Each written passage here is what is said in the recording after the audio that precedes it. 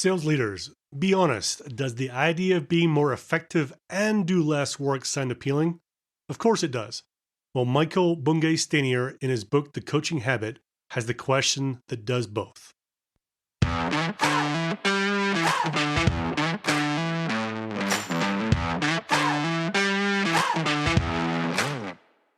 Welcome to the Bite Size Sales Podcast, where we believe that sales is the most important team in a B2B company, that complacency is the enemy, and taking bite-sized steps each day to get better at your craft is the best way to improve results.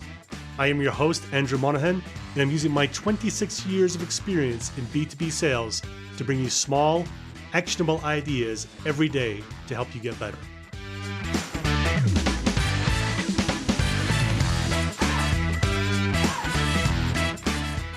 Sales leaders, we've all had the situation where someone brings us a problem and we end up working on it either together or even for the person that brought it up in the first place. I know I've had situations where I've gone into full problem-solving mode only for the rep to actually rein me back by saying something like, look, I just wanted your opinion, or I wanted to vent, or even I just wanted you to know that I was working on this in case it came up. I think one of the dangers of being a servant leader is that you can cross the line and become a slave for your reps. Being a servant leader is such a popular thing these days, but I think there may be some dangers if we take it too far. And you do stuff for them, you become a hero knocking down obstacles, and you feel so valuable afterwards, but also for you, it can be exhausting and stressful.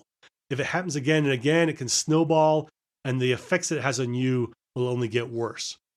Michael Bungay Stanier talks about a better way in his book, The Coaching Habit, by using this simple question, how can I help? So from the book, the power of how can I help is twofold. First, you're forcing your colleague to make a direct and clear request. That may be useful to him. He may not be entirely sure why he started this conversation with you. Sure, he knows he wants something, but until you asked the question, he didn't know that he wasn't exactly clear on what he wanted. Unless he was, in which case the question is useful for you, because now you can decide whether you want to honor the request. Second, and possibly even more valuably, it stops you from thinking that you know how best to help and leaping into action. That's the classic rescuer behavior. Too much of your day is spent doing things you think people want you to do. Sometimes you're completely off base, but that's not the worst of it because that gets sorted out relatively quickly. More dangerous is when you're only slightly wrong.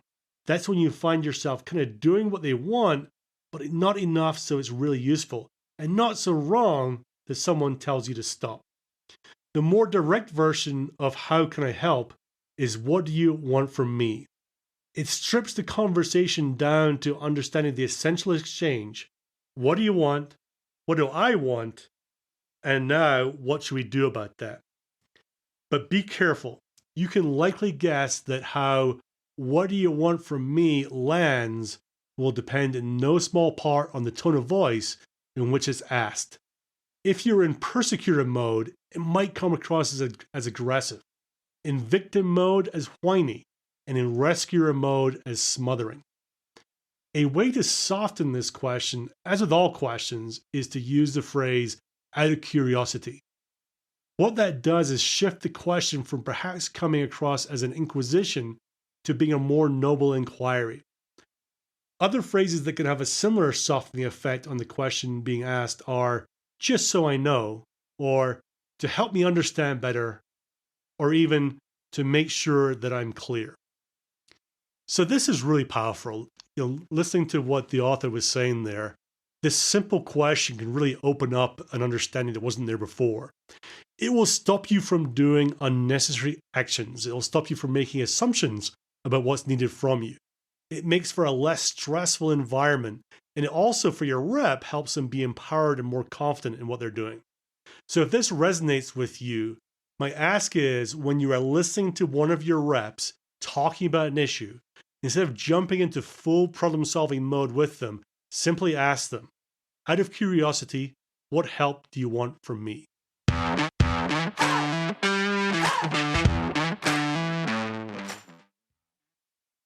If you enjoyed this episode, please share it with anyone you think would get value. Coworkers, teammates, your boss, your head of sales, even that guy you worked with 2 companies ago who could probably do with some help. In fact, just overshare it. This is one of the few times it's cool to do that. Your podcast app will have a share button. Please click it and share it wide and far.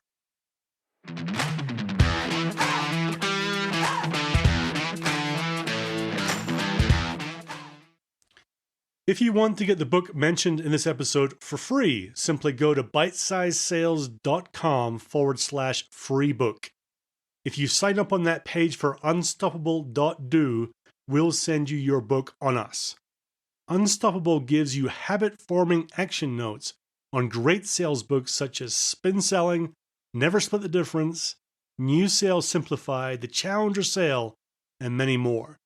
In there, you get the best ideas from these books, all organized in a straightforward and easy to implement way and designed for you to take action and transform your results. All at the equivalent of 3 cups of coffee per month.